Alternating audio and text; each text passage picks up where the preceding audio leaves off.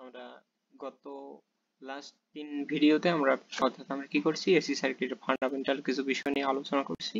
এই ভিডিওতে আমরা কি করব, আরো কিছু ফান্ডামেন্টাল বিষয় নিয়ে আলোচনা করব।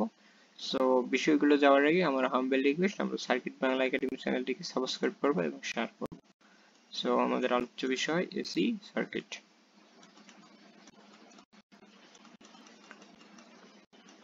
তো আমরা আজকে আলোচনা করব ইম্পিডেন্স নিয়ে। হ্যাঁ, তো ইম্পিডেন্স আমাদের অর্থাৎ এসি সার্কিটের ম্যাথ প্রবলেম করতে হলে আমাদের ইম্পিডেন্স বিষয়টা আগে জানতে হবে।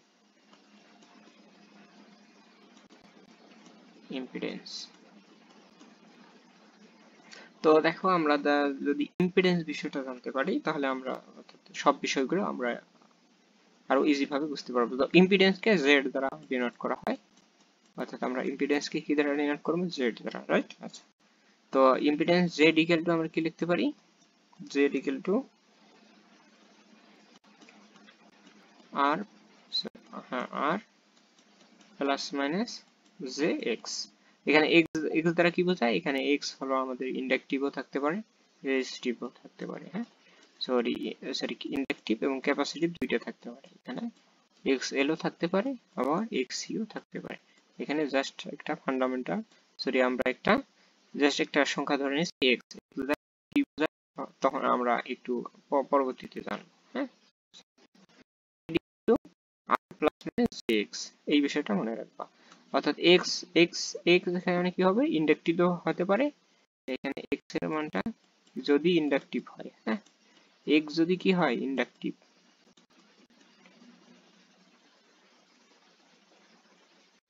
এক্স যদি আমাদের কি হয়, ইন্ডাক্টর হয়, এক্স যদি ইন্ডাক্টর হয় তাহলে আমরা কি নেব, এর ইন্ডাকটিভ ভ্যালুটা নেব। তো আমরা কি নেব, ইন্ডাকটিভ ভ্যালু।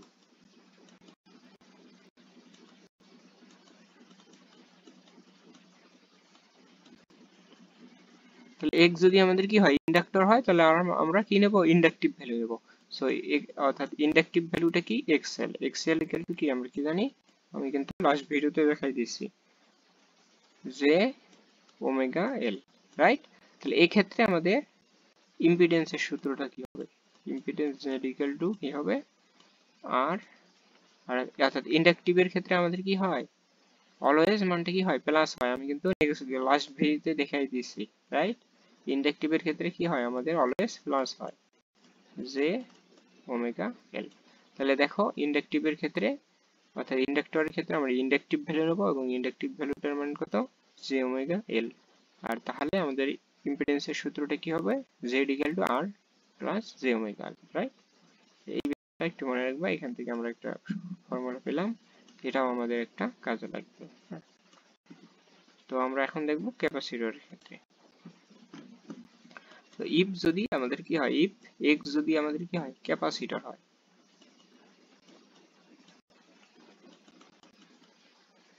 যদি আমাদের ক্যাপাসিটর হয় তাহলে আমরা কি নেব, ক্যাপাসিট্যান্স মানটা নেব।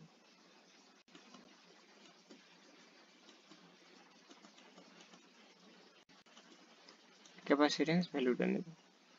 তো ক্যাপাসিট্যান্স ভ্যালুটা কি, তো আমাদের ক্যাপাসিট্যান্স ভ্যালুটা হলো এক্স সি ইকুয়াল টু, আমি কি বলেছি, 1 বাই জে ওমেগা সি, অথবা আমরা কি লিখতে পারি, মাইনাস একটা দিয়ে আমরা যেটা যদি উপরে নেই তাহলে কি হবে, সরি ওমেগা সি। এখানে মাইনাসটা কিভাবে আসলো এটা কি জানো, অর্থাৎ আমরা মাইনাস দ্বারা যদি উভয় পক্ষে গুণ করি তাহলে এখানে কি হবে, উপরে, সরি আমরা যদি উভয় পক্ষে কি করি, জে দ্বারা গুণ করি তাহলে উপরে কি হবে, জে, আর নিচে কি হবে, J square omega C, right? আবার ফির আমরা কি জানি, জে স্কয়ারের মানটা আমাদের টি হিসেবে, জটিল সংখ্যা হিসেবে কাজ করে। জটিল সংখ্যা আমরা আই স্কয়ার দেখি নাই, অর্থাৎ জটিল সংখ্যায় জে স্কয়ার বা আই স্কয়ারের মান আমরা কত জানি, -1, জাস্ট এইটাই, অর্থাৎ মাইনাসটা এই কারণে সামনে আসে, রাইট?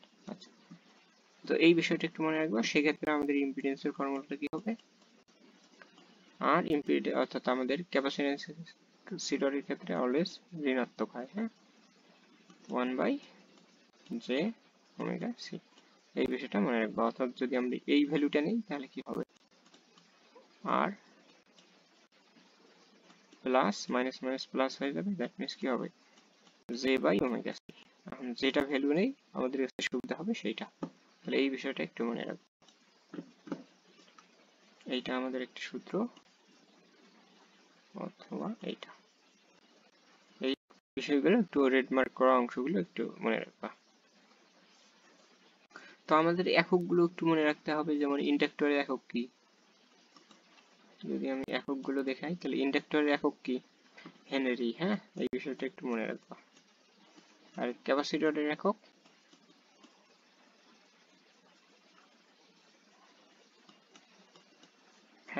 ফ্যারাডেস। হ্যাঁ, এই বিষয়গুলো একটু মনে রাখবা। তো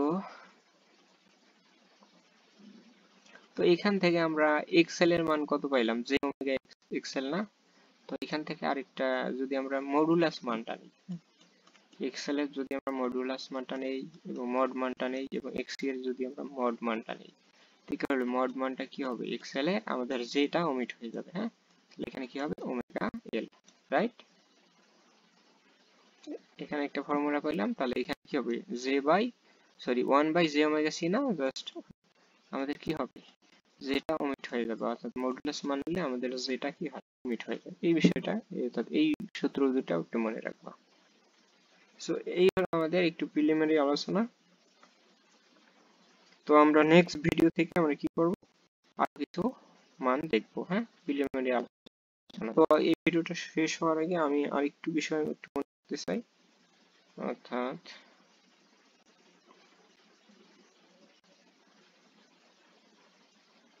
আচ্ছা, আমাদের এই পর্যন্ত বেসিক একটু জানলেই আমরা ম্যাথমেটিক্যাল প্রবলেম দিকে আগাতে পারবো।